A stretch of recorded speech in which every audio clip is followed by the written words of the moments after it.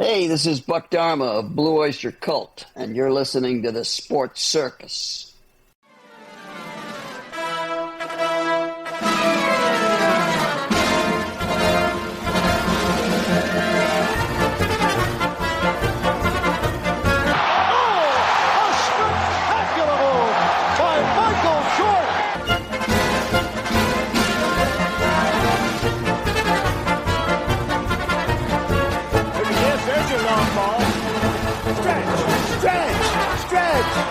You can put it on the board! Yes!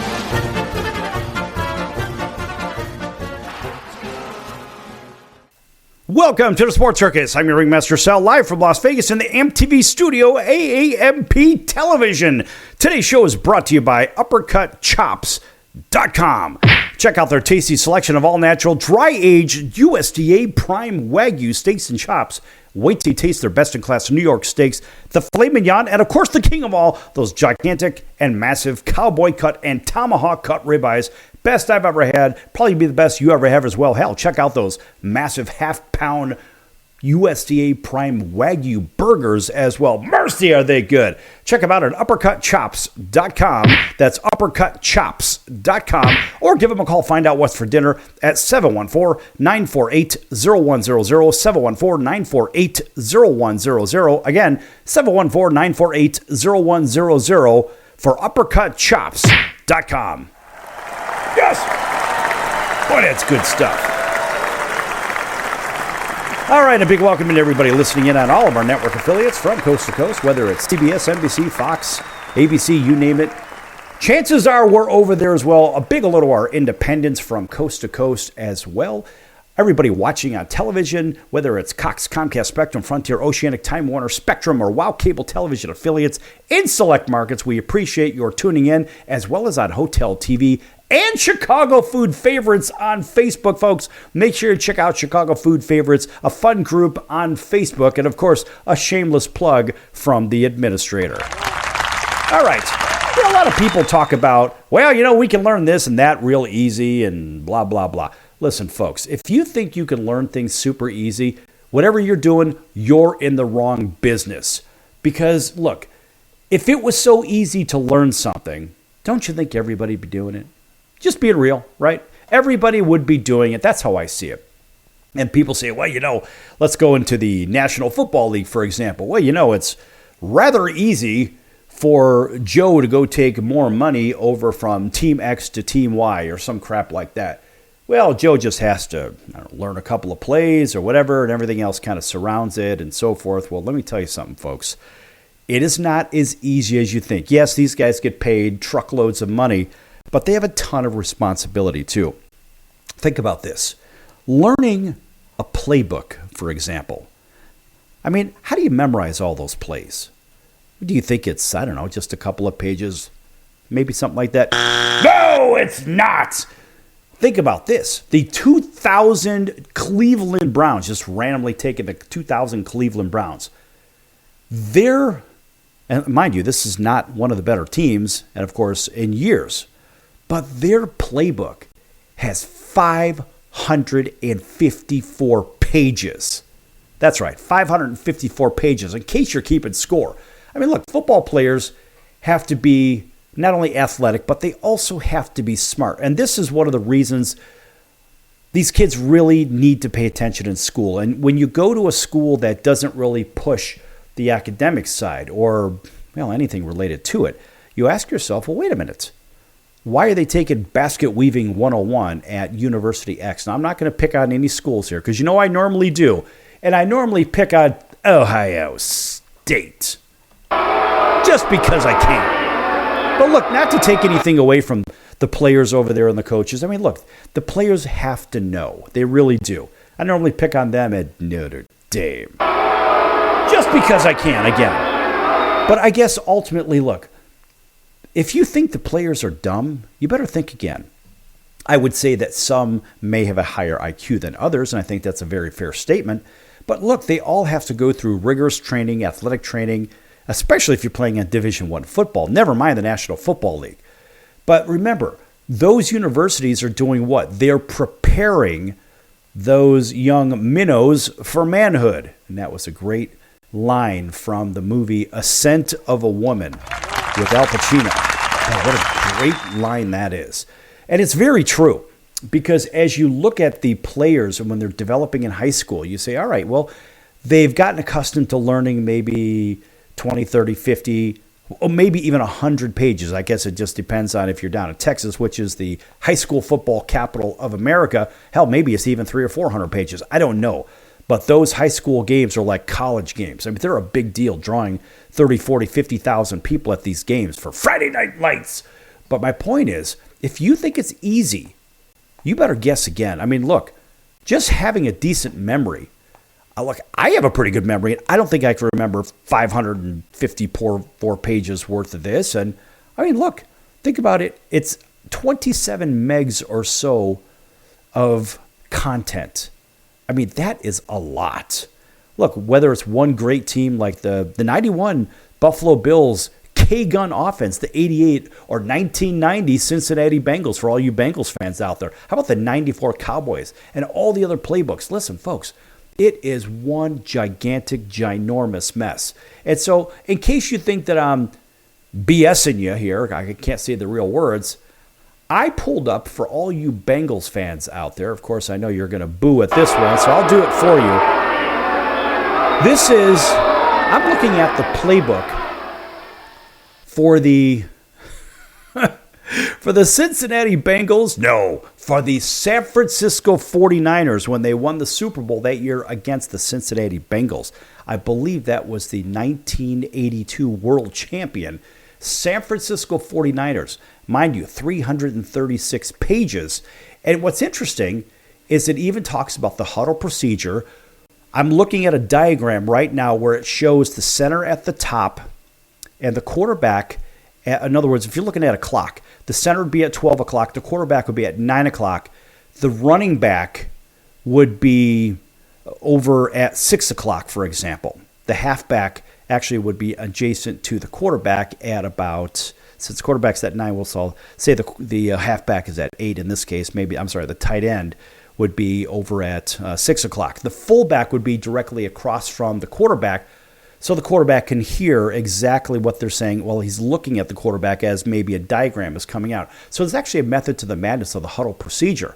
And even the playbook states, forming and breaking the huddle. Center always sets up the huddle 8 yards from the ball. Set up quick. The huddle is circular. Keep it that way so all can hear. Line up quickly with hands on knees in position to see and hear the quarterback. Folks, this is page 1 of the 49ers playbook. Quarterback has complete control of the huddle. You will receive the following information in the huddle: formation, play, blocking, pass pattern, and snap number. Again, this is all about learning the playbook. So when you do not hear what is said, call check. And then, ready, break is the signal to leave the huddle, clap the hands, linemen turn to outside, and go to their positions quickly. The huddle reflects the attitude of each man on the team. Keep the huddle sharp, says Bill Walsh. Quarterback, do not call ready break until the receivers have left the huddle. Now, in the huddle, quarterback does all the talking. Quarterback will give the following information: formation, for example, red, brown, green, blue, etc. Formation adjustments, for example, tight, close, Y deep, etc. Motions or shifts, for example, Z right, Z left, Y motion, etc. Play number, for example, 65, 20, 98, or if you're one of those Aaron Rodgers fans because you like to say something about 319 Hut, or Peyton Manning with his Omaha, this, that, and the other. All right, so the play terms, power, X hook, etc. All this is given by the quarterback in the huddle. Oh yeah, folks. Well, believe me, this thing goes on and on. Snap count. 1, 2, set, first, second, whatever. And here's how it sounds. Red, right, slot, 24, double square out, on set, ready, break. Or brown, left, slot Z, left, 64, on 1, ready, break. Or double wing, right, 78, X hook, on first, ready, break. Note, the ball may be snapped on any of the following snap counts. First sound, pro, set, 1, first hut, or 2, second hut, or 3, hut, hut, hut. So it could be any of that stuff. This is really cool stuff, folks. It's not like you really get a chance to hear this very often. Now, at the line of scrimmage, the quarterback places hands, of course, as we know, under the center. Of course, that's when he's under center, when he's ready to call for the defensive front. Now, during the audibles, mind you, this is back in the day before the shotgun was a big deal outside of Tom Landry's Texas, his boys from the Dallas Cowboys. I was going to say Texas boys, but it is what it is. During audibles, he stands behind the center with hands hanging free. Quarterback is sure that the center feels his hands before calling snap count. Now, the quarterback calls the defensive front if no live or dummy audible is called. For example, 43, 34, 53. Quarterback pause and complete snap count as follows. Set, pause, hut, hut, hut. Also, when the quarterback calls the snap count on 3, he will try to draw the defense offside on the second hut by accenting. So we go hut, hut, hut. So on that second hut, for example, maybe somebody will jump off sides. And of course, the team is alert for the staggered count every time the quarterback calls play on 3. And audibles may be called regardless of the snap count itself. So listen, folks, there is a lot going on here. If you don't realize what's going on in the grand scheme of things in these plays, you better guess again. All right, folks, lots more to come here on the Sports Circus. It's going to be back here with the great Jason Owens, country music star, in just a few moments. Check him out at jasonowensmusic.com. That's jasonowensmusic.com. Don't go anywhere.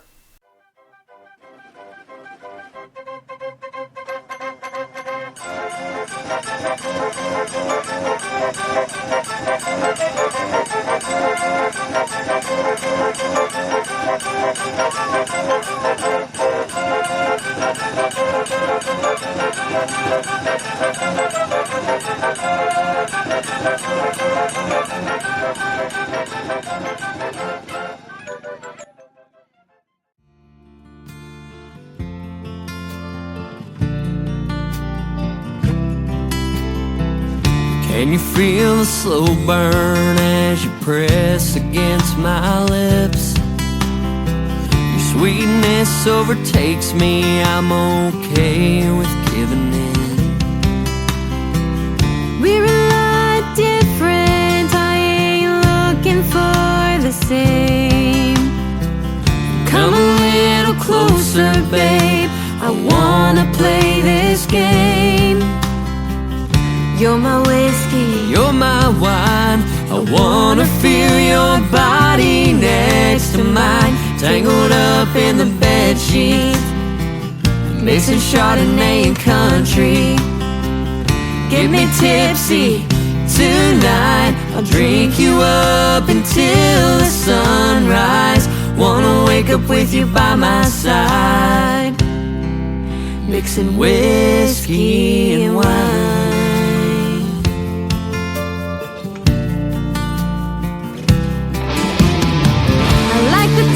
the fire, and you're my favorite sin. The way you taste tonight, you must be heaven sent. Red lip stain, still there from yesterday. You and me, we go together, there's just no other way. You're my whiskey, You're my wine, I wanna feel your body next to mine, tangled up in the bedsheets, mixing Chardonnay and country.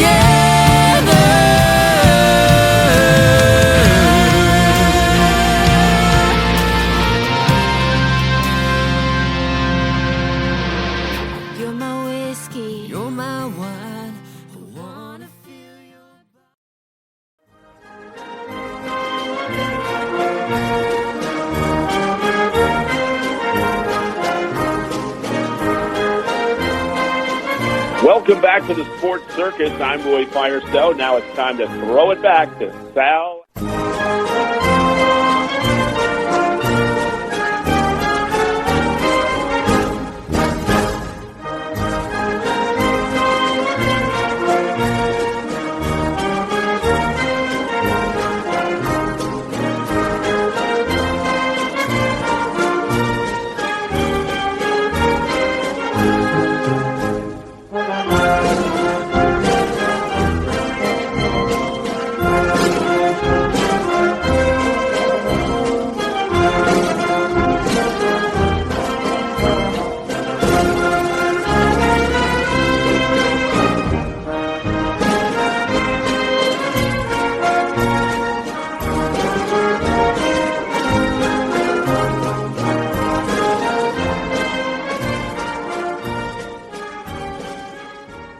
Welcome back to the Sports Circus. I'm your Ringmaster Sal, live from Las Vegas in the AMP TV studio, AAMP Television. This segment brought to you in part by the music of Jason Owens, and here to tell you all about Jason Owens' music is Jason Owens. What's going on, everyone? I'm country music artist Jason Owens. It's good to be on the Sports Circus with you, Sal. And you can check my music out at www.jasonowensmusic.com or on wherever you stream music. All right, that's good stuff. And also, Jason, we have somebody with us from your band. Why don't you tell everybody about him, and then we're going to let him tell everybody about himself too. Yeah, this is one of the greatest guys I know. He was the best man at my wedding. This is Danny back here. He plays drums for me. He's been with me for many years now, and he's my boy. All right. And Danny, tell everybody about yourself, your background. Yeah, so my name's Danny Groh. I'm from Cincinnati, Ohio, and I'm the drummer for Jason Owens. I also play some bass and guitar. I basically just grew up in music. I did a little stint in music school, and then I've just played and taught professionally since then. So just glad to be out here on the show with Sal and Jason. All right, that's good stuff. So, we had a discussion yesterday. We were driving around and talking about how do you learn songs so quickly? I mean, this was a really interesting discussion, and it's hard to imagine that you can know 40, 50 songs, whatever the hell it is, or somebody could say, hey, can you play this? And then you're thinking, well, all right, I may know the lyrics, but maybe I don't know the drumming side of it. I don't know the guitar side. Jason, start by telling people what you do for your first plan of attack. Is, let's say somebody says, play this song. Now, you know the song. Like we were talking about this one about playing a country music song backwards, which, of course, that kind of sings to me because it's usually, I lost everything, whatever, right? But in this case, I guess you get everything back. Right, but how do you go about learning that new song so quickly if you want to play it on a set, wherever you're at? So if we're learning it for a show, I usually just listen to it a few times, try to pick up what I can out of it. But we use this thing called the Nashville number system. If it's not like for my artist gig, and if I'm playing guitar for somebody else, or Danny is, or Danny does it a lot more than me because I have the artist thing going on or whatever. But use this thing called the Nashville number system, and since Danny uses it so much, I think it would be better for Danny to explain it because he is more versed in it than I am. Yeah, so kind of a crash course in the Nashville number system. It's basically a standardized way of notating a song. So you'll sort of find the key center of the song, and then every note in that key is going to have a number that corresponds with. So the first note is the 1 chord, the second is a 2 chord, and so on. And that's a quick way to get the building blocks of the song down on paper, so that when you're going to a gig, you can show up and be able to play through the song and quickly also be able to change the key of a song. So if you're with a different singer who might sing it higher or lower, you can quickly still use the same numbers, but have it in the key so that they can sing it properly. So if you're in the key of G, for instance, so G would be your 1, then G, A, B, C, D. So if it was a 1, 4, 5, it'd be like G is 1, C is 4, and D is 5. And then if you're in the key of A would be 1, D would be 4, and E would be 5.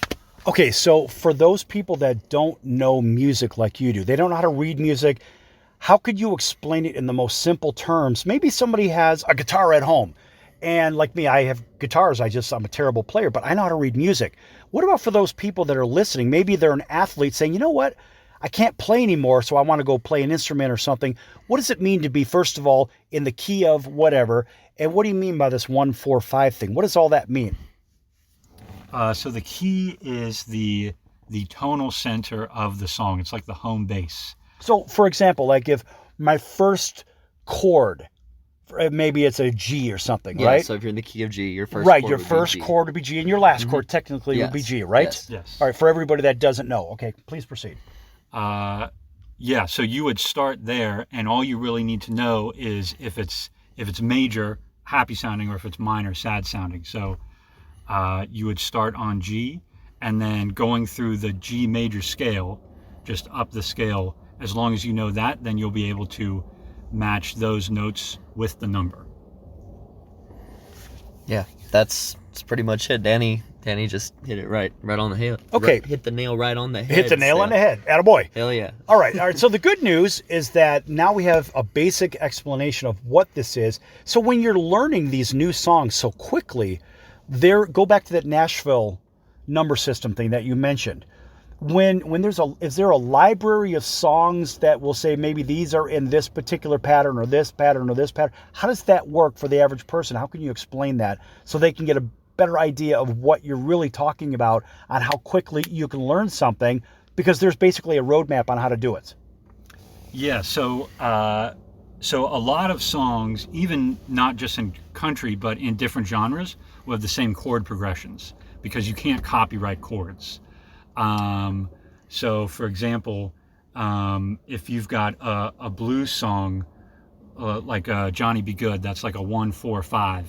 I could write my own song and use those exact same chords. Now I have to have a different melody and different things like that. Yeah.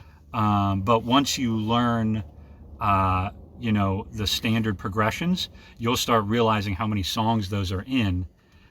So then you're already showing up with half the battle done, because it's a 1-5-6-4, and all you have to figure out is what key, and then you just cycle through that same pattern.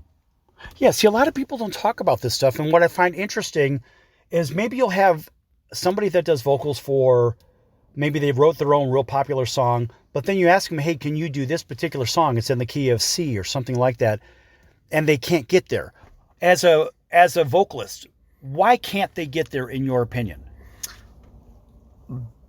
Are you saying because they can't sing that high or that low? It's Right. just not in their range. Right, what is it with that? Everyone just has different ranges. Like I'm kind of more like a baritone, so I can sing a little bit lower, like the Johnny Cash stuff, but I can also sing pretty high, but not like Journey high. Journey high. Okay. Well, I mean, it's interesting because when you talk about chords and notes, a lot of people don't even know what that means. They just like to listen to music. And most people just simply listen to music. So for those people that don't know, what is the difference between a chord and a note? How do you explain that to the average Joe or Josephine out there? Yeah, I'm sending it back to the music major. So a chord, I believe the musical definition is, I think it's at least 3 notes played, usually triad. at the same time. Yeah. A triad, where a note is just literally one Not note. necessarily, because sometimes there are 2. Sometimes there are 2. As I recall, when I was a kid, I think it was 2. Or you can put your finger on one string, for example, on the high E or something. You can have it on the first or second. like a bar chord, kind of. Well, like a 5 chord. Well, right, but really, technically, I guess you would play 3 strings, right? So there's the 3 you're talking about. Maybe an open D or something, or whatever the heck it is. Okay, so there it is. Go ahead. Yeah, so 2 chords. Never mind me, folks. I don't know what the hell I'm doing. Go ahead. Yeah, so 2 chords or 2 notes at one time is considered an interval. Okay. But it can sound very similar to a chord. So I think the official definition of a chord is more notes than that. See, I have to be the foil. I have to be able to throw something in there to try to screw something up. So you purposely correct me. See, folks, that's kind of what I did here, but not. Anyway, go ahead. But yeah, so a note is just, one note on its own, but you need multiple notes together to make up a chord. Right. That's what I was looking for. So for those people that don't know, I mean, look, there's a lot that goes into this. And when you're writing a song, some people actually will write note by note, word by word to try to match them. I have a family member that does that. But when you write a song, how do you do it? So I usually just have an idea, and then I sit down and I'll try to come up with some type of lick or riff, or like that's like a guitar part, like an earworm kind of thing you'd hear at the top of a song or whatever. And then I will, sit down and with that idea, try to just expand on it and try to paint that picture as best as I can. And then if sometimes I'm having a little trouble with it, I'll reach out to somebody else, and we do these things called co-writes, where we write together on a song, just to try to make it the best that we can, because everyone has their strengths and weaknesses. So from the drumming side of things, then because you're a drummer and also a bassist too, and you play guitar too, right? Yep. So you basically do it all. You're the one-man band, right? So Danny, as the one-man band, when you're trying to, let's just say Jason gives you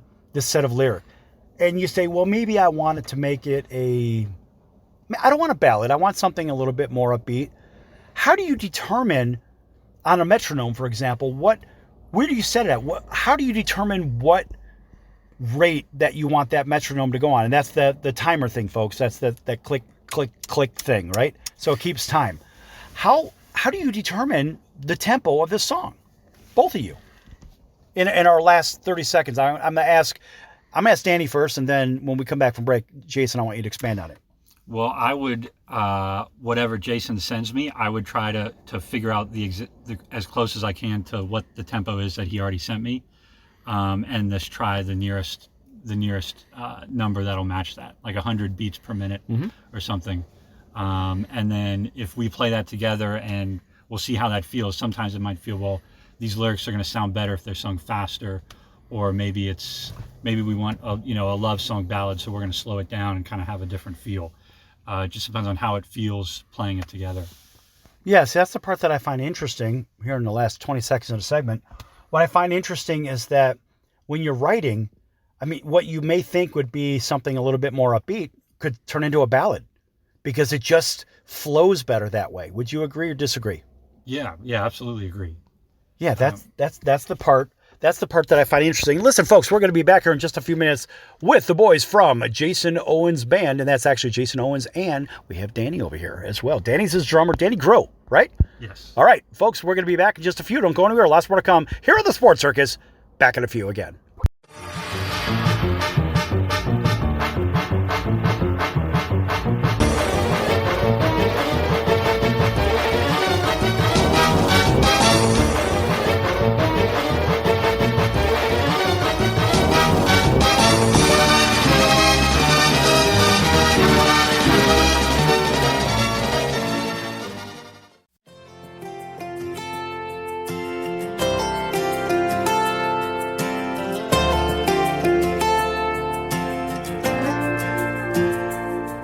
She's the cutest girl I've ever seen.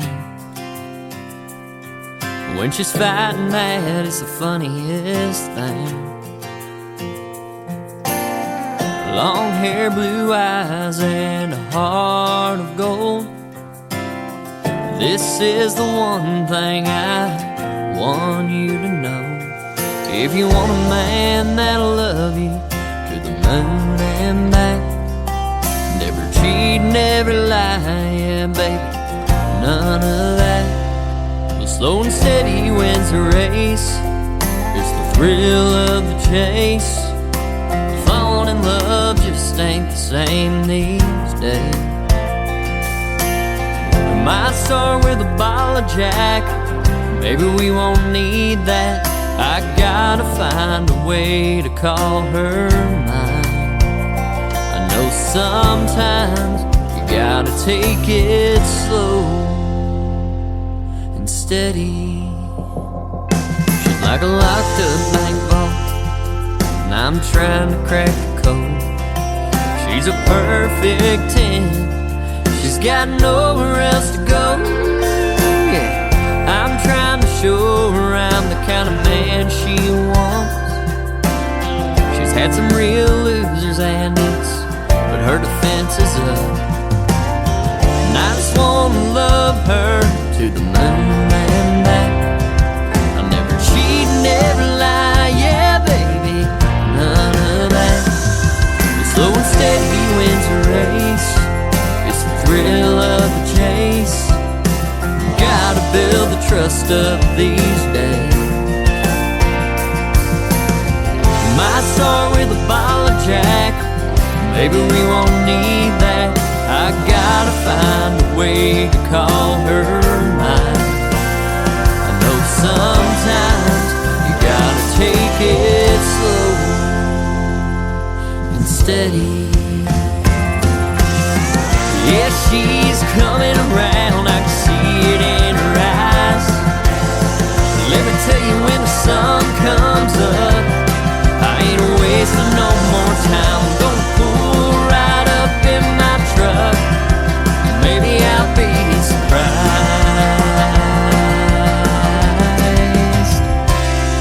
Slow and steady wins a race. She's walking right out. That smile she just gave me, I can see she's getting me. Hey everyone, Dave Jackson here, ESPN rules analyst on ESPN Hockey, and you're listening to the Sports Circus.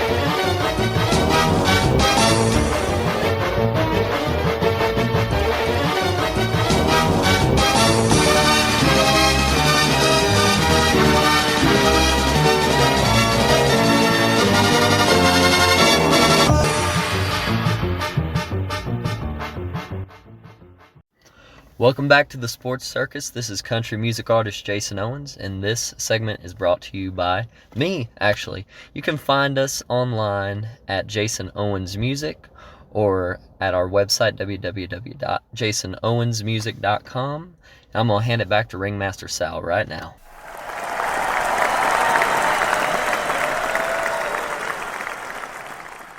All right, there's a big round of applause from everybody. Welcome back to everybody on our CBS, NBC, and Fox Sports affiliates from coast to coast, including our friends over in Honolulu on CBS Sports 1500 KHKA. That's home of the New York Yankees, San Francisco 49ers, and the Alabama Crimson Tide. Of course, welcoming to everybody else up and down the West Coast on Pick Your Favorite Affiliate and Independent, through the Heartland all the way down to Auburn, Alabama, WAUD, home of the Atlanta Braves. Big hello to our friends over in Atlanta as well, WDJY 99.1 FM, plus everybody else on Cox, Comcast, Spectrum, Frontier, Oceanic, Time Warner, Spectrum, and WOW Cable Television affiliates from coast to coast, Hotel TV in over 600,000 rooms from coast to coast, as well as everybody watching or listening on Chicago Food Favorites on Facebook. Make sure you check that out, folks. Chicago Food Favorites on Facebook. It's a fun group. Have some fun with it. Post your favorite recipes, restaurants.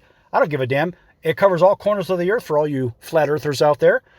And also everybody on the Mars rover, thanks for joining us. All right. So, Jason, in the last segment, talking about writing a song with you and your drummer, Danny is with us. And Danny, by the way, not just a drummer, also plays bass, also plays guitar.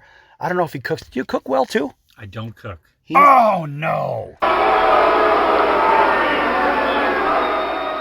He's a freak of nature. He just does all kinds of things. All right, so he's one of those. This guy is multi-talented, a real big brain in the music world. I like that, and of course, that always deserves a big round of applause. Let's get back to this songwriting thing. I was mentioning in the last segment, how do you determine whether it's going to be a ballad? Maybe you're writing something more up-tempo. I like your up-tempo stuff as well, for sure. And, watching you play live, you guys, when you're playing live, man, people are happy. I'm not a country music guy, but I understand it. I get it. Versus being a rocker, rah, right? Everybody is just, they have this look and they're throwing up the horns and crazy stuff's going on. It's a different vibe altogether. It's just the room is just... It's a very happy place. It doesn't matter whether there's 10 people, 100 there, 1,000 there, whatever. It's just a happy room. And I think a lot of it sings to the idea of, first of all, your lyrics are clever. But second, you have a nice variation in tempo. And we were talking about songwriting in the last segment. Maybe you submit something to Danny. Danny, has the metronome going for the drum to keeping the time and the velocity of the song itself. But how do you determine, maybe we're going to go from something up tempo to a ballad or a reverse? How do you discover that? And then when you and Danny put this together, for example, how do you say, okay, we're going to live with this? Yeah, Sal, it kind of just depends on the song and the content of the song. If it's a sad song, it's normally slower, although sometimes it is kind of fun to put an up-tempo kind of deal on a sad song, or vice versa. If it's a happy song, maybe it's slower, but it conveys a happier message. That's really just it. It's like when it's just whatever the song calls for. Actually, we were talking about metronomes. On our way over to the studio, we had a driver driving us, and this song came on the radio, and his turn signal was in time really? With the song. Oh, that's hilarious. I love when that happens. Right? It's just fun. Click, it's cool. click, click, so click, click, when you're right? driving around, listen to that and see it, like your click track, like, right? When you turn on your turn signal. Hey, how was that? Okay. I don't know. Was that right? Do you have a better one, Danny? Can you do it? I don't think so. They make all kinds of all right. Stick to noises. singing. Okay, yeah, I'll stick to singing. You're not a turn signal. Yeah, I'm not a turn signal. Yeah, when you're driving around, guys, like see if that matches your radio. I don't know if it's universal. That's an interesting concept, though. Yeah. Because, I think of just my own stereotypical country music thing. I shot my dog, ran over my cat, got drunk, now I'm divorced. That kind of thing, right? And it's usually something a little bit slower, whatever, in my brain, mind you. It's the tear in my beer stuff. That stuff. Yeah. I don't even know the terminology for it. Yeah. But my point is that this is my preconceived notion, because for me, I think of the old classic country music stuff. Love the fiddle. You guys have a fiddle in your band, too. Yeah. And I absolutely love that. Got a real cute fiddle player. She's doing her thing. She's very showy on stage, and it's great. I think it's great for the audience. And you have another singer. You have yourself. You have a great drummer. And you got a bluesy bass player, too. Yeah, man. And this dude is as cool as the other side of the pillow, like Stuart Scott used to say. So he has this kind of a grin on his face, but he's one of those Louisiana guys. Yeah, man. Right? This boy could talk food, and this boy could talk sports. He's grooving, man. Yeah. He's a groovy guy. Yeah. Right? He's just one of those guys, he's right? Cool. Back to the songwriting, put a bow on this. Let's say you write something, being Jason, for all the audience that can't see us right now. So you're writing something, and you're saying, yeah, I've got this particular tempo in my mind. But Danny says, maybe it's better this way. Danny, how do you determine whether it's better this way or that way? It's really going to be based on the feel of how it feels when we were playing it together. Certain songs will have more of a tendency of wanting something a little more upbeat or something a little more slower, like just whatever the vibe is of the song, right? Yeah. Now, certain songs we'll take and we'll purposely play them faster than the original. Sure. For example, The Devil Went Down to Georgia. We'll make that a barn burner. Barn burner. Yeah, most songs super fast. Yeah. Train beat thing. Most songs we're going to match the original tempo because that's what people are used to hearing. Mm-hmm. So if we're doing a cover, we want it to be the way that the reason that people like the song is because of the original version. So we're going to match that in our cover shows. Okay, let me ask you one more question about this songwriting thing, and then we're going to move on from there. Let's just say now you're doing the drum part of it, Danny, and where do you decide to put in a drum fill? What is a drum fill in the first place, for the audience that doesn't know? So a drum fill is when the drummer is going to sort of break off from the regular beat and do something that usually on the toms that will set up the next section of the song, or show that you're basically making a transition, like from the verse to a chorus of a song. So it's like as you're going into a bridge, right? You're going, and before you get to the chorus, you've got this bridge to get you over into the chorus, right? Yes. So a lot of people, like, maybe you'll hear this really cool guitar part and pick your favorite song, whatever. You're like, okay, it's different than what we've been hearing. And then suddenly here's like a change in this or a change in that. Maybe it picks up a little bit, whatever it is, and then it goes into a chorus, right? So that's that proverbial bridge. The drum fill part, what if you're in the middle of a verse? And let's say you're maybe either repeating or you have like the second part of a verse. Do you fill it up at that point? Is that so the audience knows, hey, maybe there's a whole new set of lyrics or something? How does that work? Like our song Slow and Steady, it's kind of like down until that second verse. And Danny plays this really cool drum fill that brings us in to the second verse. Mm-hmm. It's a good transition for sure. And Danny plays some killer fills. You gotta come see him play sometime. For all those people that don't know, by the way, we're here with Jason Owens, and you can check him out at jasonowensmusic.com. And how can people follow you again? At Jason Owens Music on all the social medias, and you can find us on our streaming platforms, on Spotify, Apple Music, the whole deal. Just type in Jason Owens. I see you're wearing a pretty cool hat today, and that's from Kelly Strong. Yeah. Check him out, folks. This is a really cool hat. It's a cool purple hat, and you'll see him on stage wearing this hat. Check out Kelly Strong, the California Sportswear Company, at kelly-strong.com. That's kelly-strong.com. And they are one of the partners for the Sports Circus, longtime partners, longtime friends. No, we don't get anything for saying this. We're just saying it because they're cool people. That's it. And their flag store is right across from Seaport Village in downtown San Diego. They have 10 stores on the military exchanges throughout Southern California, and just a bunch of good people and a bunch of good, happy Americans that love America. Talk about the different types of venues you play, and what are your preferred types of venues to play? My preferred is a big like outdoor stage, like a big party in a field or something, you know, or arena, whatever. He says in a field. Yeah. Let's get the cows over there. We're getting country, baby. Come on.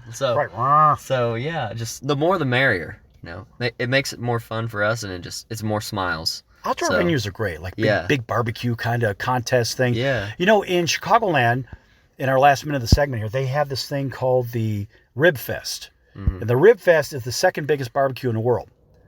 The biggest one is in Memphis, called the Super Bowl of Swine.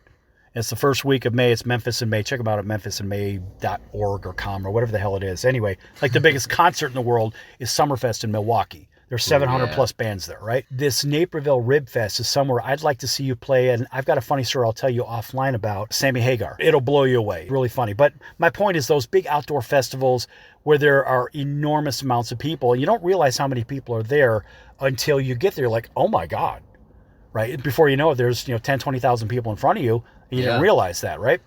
So in the last 20 seconds, tell everybody again how to follow you, because we're going to have to wrap this segment up. Yeah, absolutely. So you can find our music wherever you stream music, just at Jason Owens. And then our social media, or Instagram, Facebook, X, all that stuff is at Jason Owens Music. And our website is www.jasonowensmusic.com.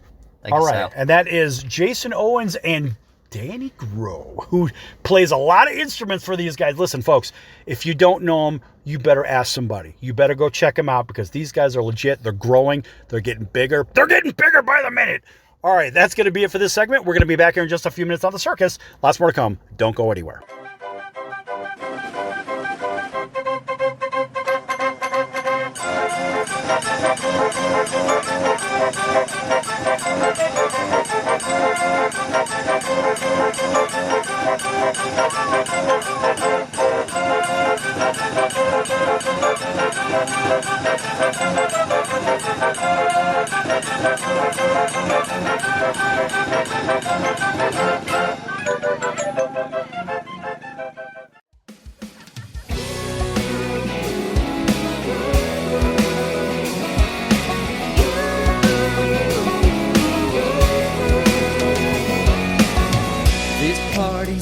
Without your smile,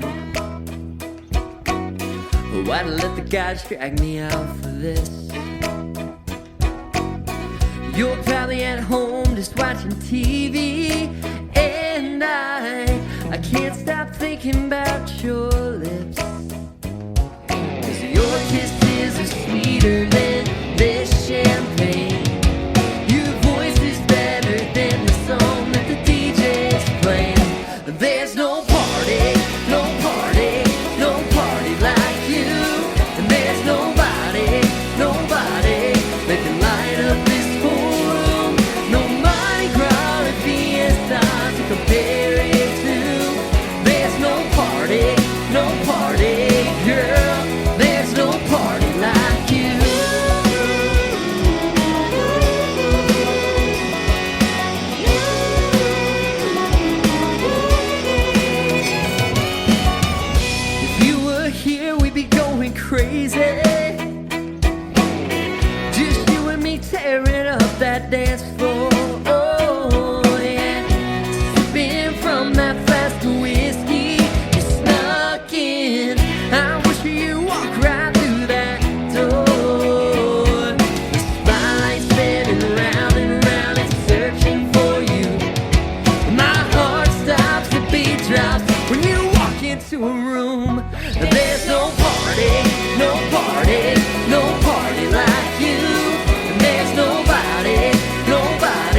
that can light up this whole room.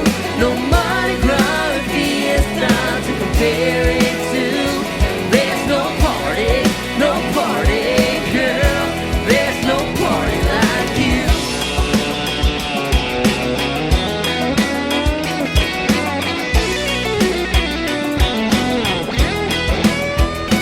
There's no party, No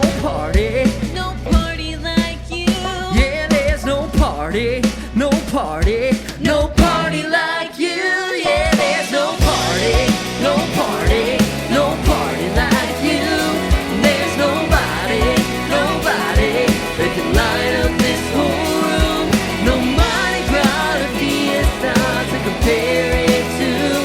There's no party, girl. There's no party like you.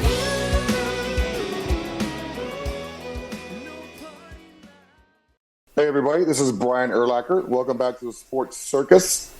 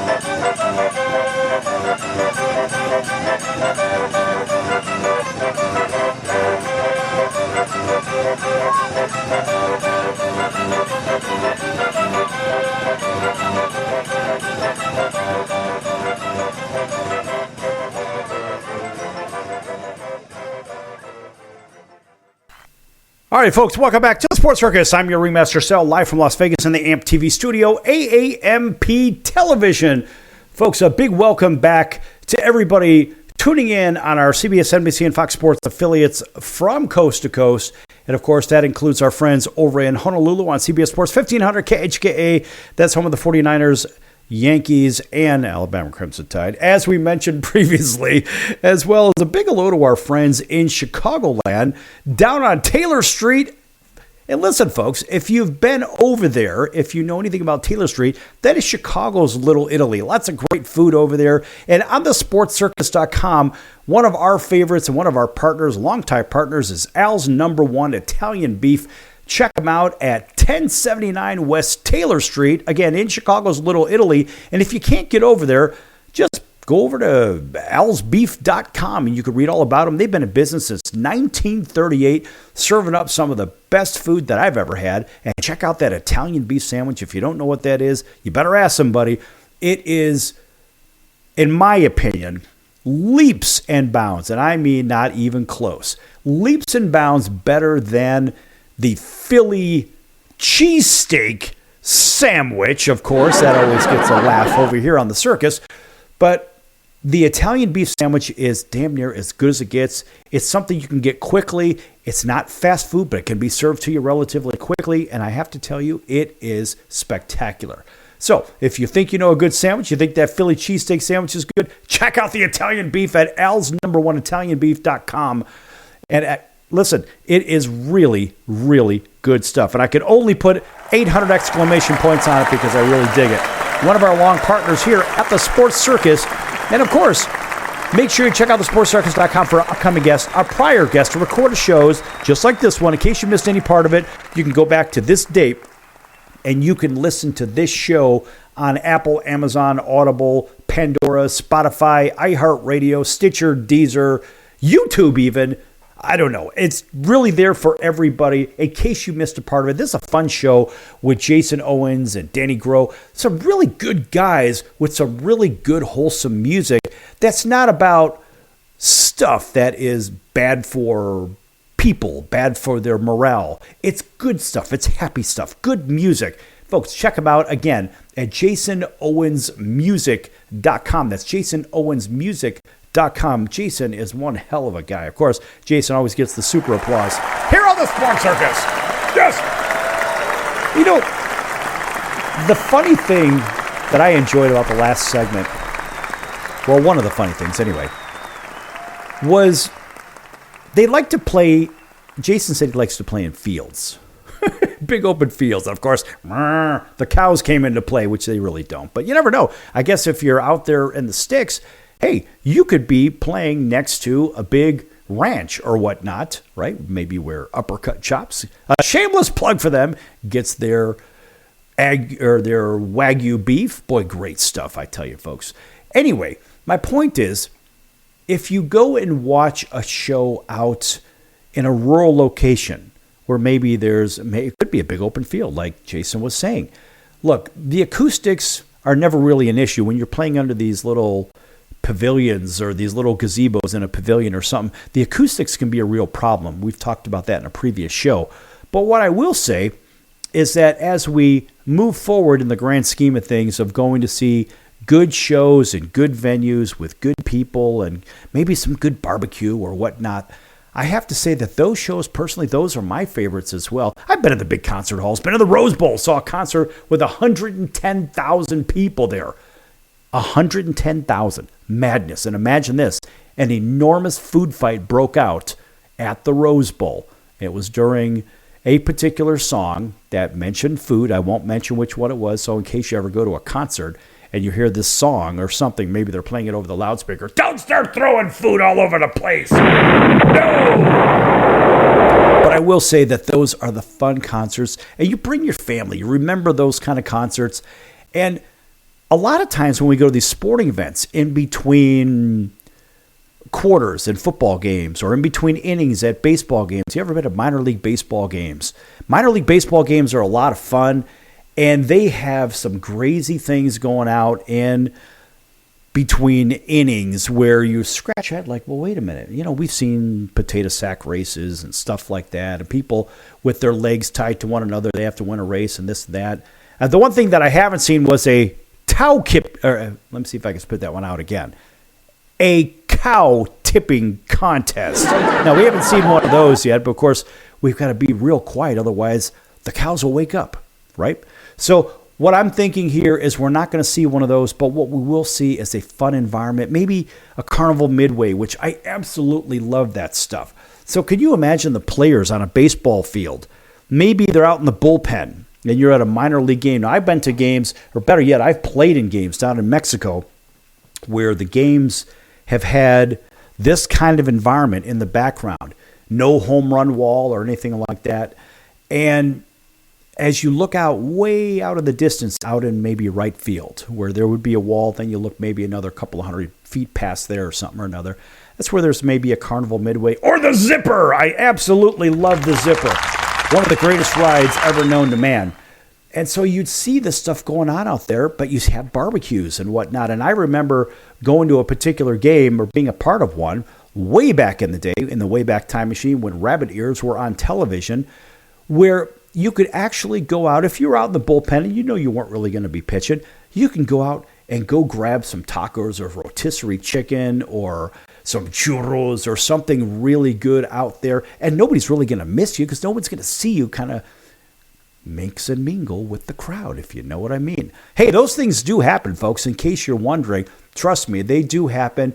And when we think about the idea of going to games in rural locations, just like music festivals or concerts, those are really a lot of fun. There's usually not a lot of security issues. People are there just to have a good time, maybe get some good food and listen to some good music. I like the concerts out there. A lot of times you'll be playing in a game or you'll go to a game at maybe an A-ball or AA or AAA game or whatever it is. And usually nearby, there's either a concert going on or there's one setting up or something to the effect. Because a lot of times they coordinate those concerts or those shows with the endings or beginnings of ball games. So if you are lucky enough to be in one of the smaller venues, and one of my favorite ones is over in Montgomery, Alabama, which is in our broadcast area for WAUD, home of the Atlanta Braves, on 12:30 a.m. over there out of Auburn, Alabama. That signal stretches from Columbus, Georgia, all the way to Montgomery. And going to the Montgomery Biscuits And in fact, I'm wearing a Montgomery Biscuits shirt right now. Of course, in case you can't see me, everybody on radio, I have to say that going to the Biscuits game is a highlight, in my opinion, one of the greatest games that I've gone to, or better yet, one of the greatest venues I've gone to. Let's say it that way. And so the music's right. And what do they serve out there in the seats? They serve biscuits. That's right, folks. They serve buttermilk biscuits because that's what the actual team mascot is. It's a buttermilk biscuit, if you can believe that one. And what's cool is you're not really, sure you can get the hot dogs and everything like that, but you're not really getting the typical food because, let's face it, you're in the hotbed of great food down in Alabama. And honestly, I'm not going to expect getting pizza is going to be great over there. But I am going to expect good barbecue, good biscuits, and maybe a good adult beverage as well, if you know what I mean. Right? Hey, you never know, folks. But it's a great family environment. Absolutely love the Biscuits at the Biscuits game. But the environment's fun. The stadium is actually quite large. And it's in a nice part of town, too, a nice setting. If you look at where it's set, it's away from all the chaos and mayhem of the center of the city. But at the same time, it's close enough to the center of the city, too. That's what you get for going to these little venues, so to say. But this really isn't that little. But you get to participate in something bigger than you, of course, being the game. But you get to be an integral part of what's going on with the fans, and the fan experience is spectacular. And what's I think even cooler than that is directly across the street from the stadium as you head out the home plate is there's all kinds of cool mom and pop stores and whatnot. You don't see big corporate America over there. No, you see handmade goods, and I like that stuff. Of course, baked goods are obviously my favorite. Right? For everybody that knows me, you know that baked goods are my favorite. But ultimately, you get to be a part of something bigger. And when we think of Jason Owens' music, I think of that as an integral part of what's going on with the fiber of America and American-made music, American-made goods, and people that are just happy to say, hey, I'm an American. That's right, folks. All right, that's going to do it for today's show. I'll see you next time right here in 23 hours on the Circus.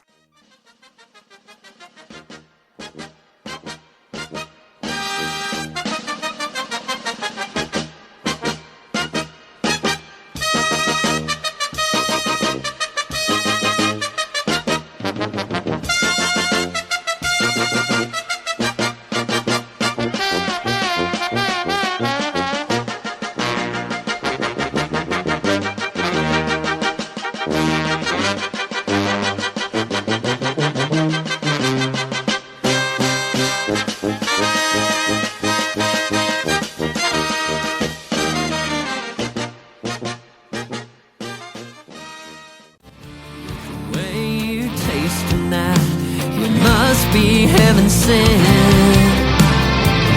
Red lip stain, still there from yesterday. You and me, we go together. There's just no other way. You're my whiskey. You're my wine. I wanna feel your body next to mine, tangled up in the bed sheets.